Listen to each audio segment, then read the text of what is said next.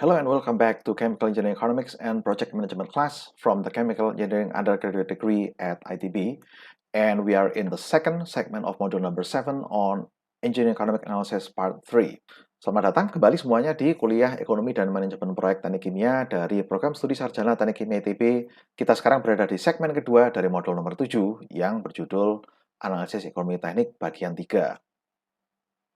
And in this segment, we will discuss how to calculate some non-discounted profitability indicators. So this would be the overall objective of module number 7 is to enable you to calculate profitability indicators based on project cash flow analysis. Oke, jadi dalam segmen 7.2 ini Anda akan belajar mengenai bagaimana caranya menghitung sejumlah indikator kelabaan yang bersifat non-diskonto.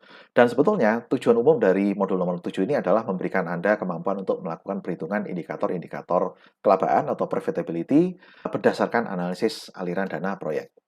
So what are economic indicators or profitability indicators? So a very important part of project profitability analysis is the calculation of these economic indicators. And these are numbers that suggest whether a project will generate profit at all or not, and which project is the most attractive among several alternatives that may all generate profits. So in terms of the consideration of time value of money, we can categorize these indicators into two groups, non-discounted indicators and discounted indicators. Of course, the second one considers the time value of money, and the first one does not. So there are three ways to judge whether a project is profitable or not. The first one is in terms of cash or cash position. Okay, so how large is the potential for profit? That's basically the question that can be answered by a cash-based indicator. The second category is time-based indicators, which tells us how fast will the capital be returned.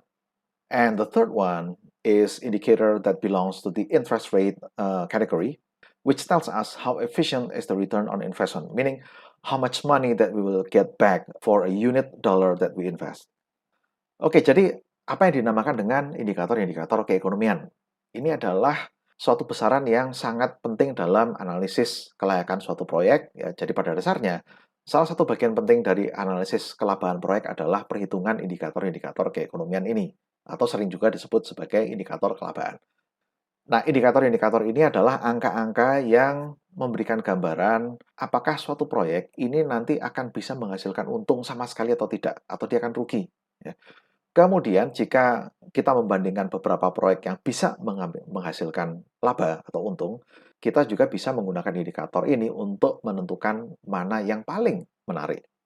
Nah, dari segi apakah kita memperhitungkan nilai waktu dari uang atau tidak, indikator keekonomian bisa dikategorikan ke dalam dua kelompok, yaitu indikator non-diskonto dan diskonto.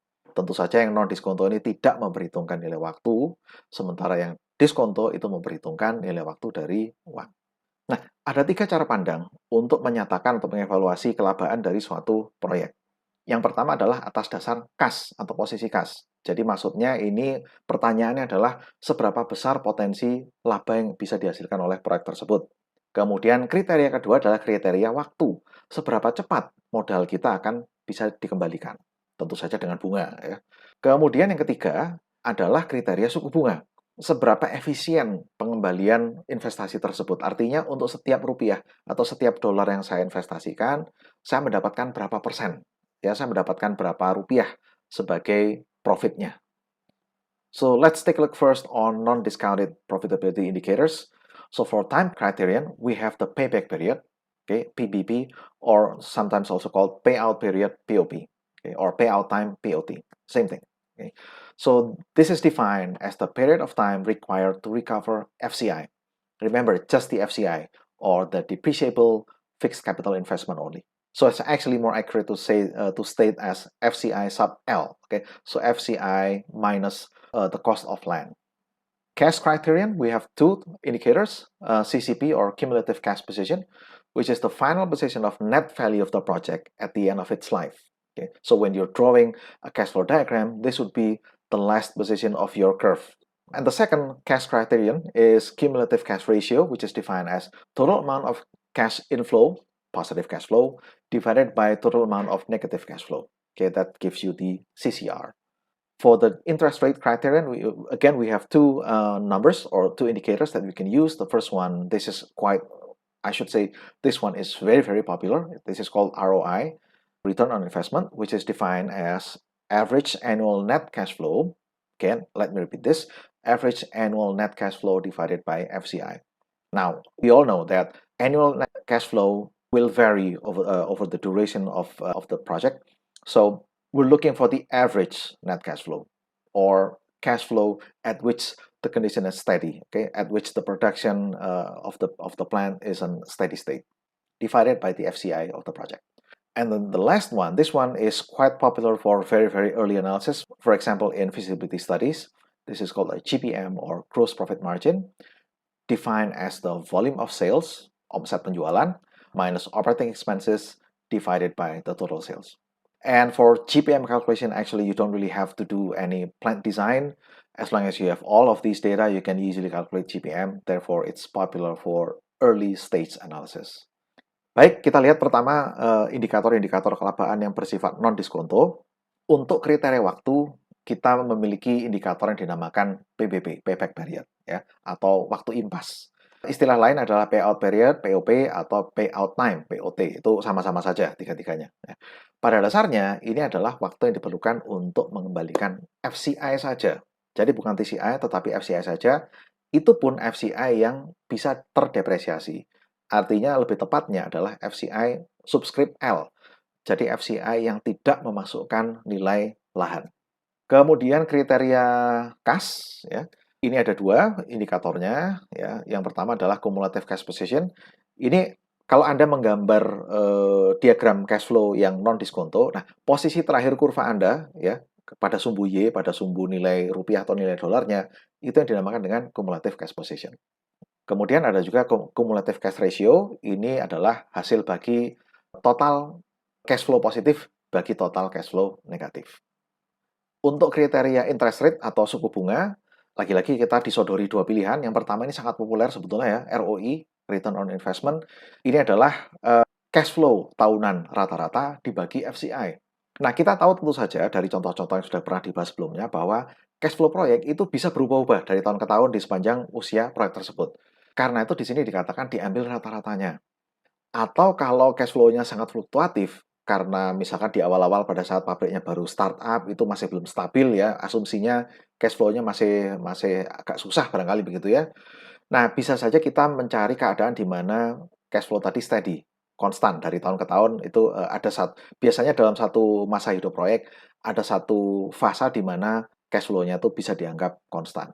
Itu juga bisa. Jadi Anda bisa mencari fasa steady-nya atau Anda rata-ratakan annual net cash flow-nya. Ya. Kemudian ini dibagi dengan FCI. Nah, yang kedua, ini namanya gross profit margin, seringkali disingkat dengan GPM. Ini lumayan populer digunakan di tahap-tahap awal perancangan, misalkan pada fase studi kelayakan, ya, feasibility study, karena umumnya tidak memerlukan perancangan pabrik. Cukup Anda mengetahui harga jual dari produknya, kemudian kira-kira biaya operasinya atau cost of goods sold-nya berapa, ya. Kemudian bisa dimasukkan ke dalam rumus ini. Jadi rumusnya adalah total omset penjualan dikurangi total biaya operasi dibagi omset tadi. Itu namanya adalah gross profit.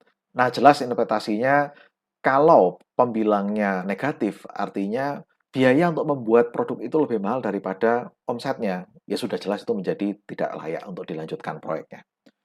This is an example of a non-discounted project cash flow, typical non-discounted project cash flow. This figure gives you a visual idea of what those non-discounted profitability indicators means. So for example, a payback period is this one here. So this would be the period when the cash position is such that it is roughly equivalent to land plus working capital. Okay, this one here. Because the gap between the horizontal line and the curve is equivalent to land plus working capital, then this line segment, okay, is equivalent to FCI sub L. So in other words, going from here to there, we have recovered FCIL.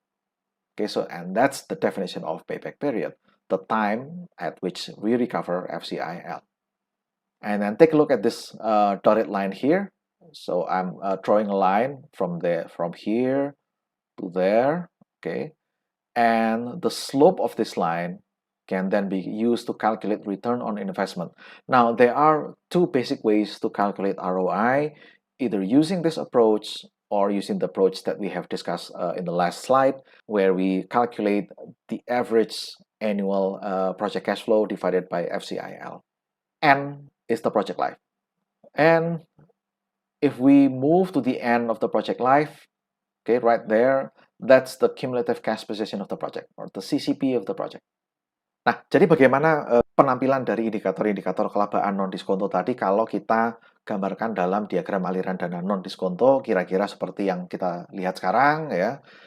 Contohnya di sini payback period-nya itu adalah rentang waktu di mana kita sudah mendapatkan kembali FCIL. Jadi porsi dari FCI yang terdepresiasi.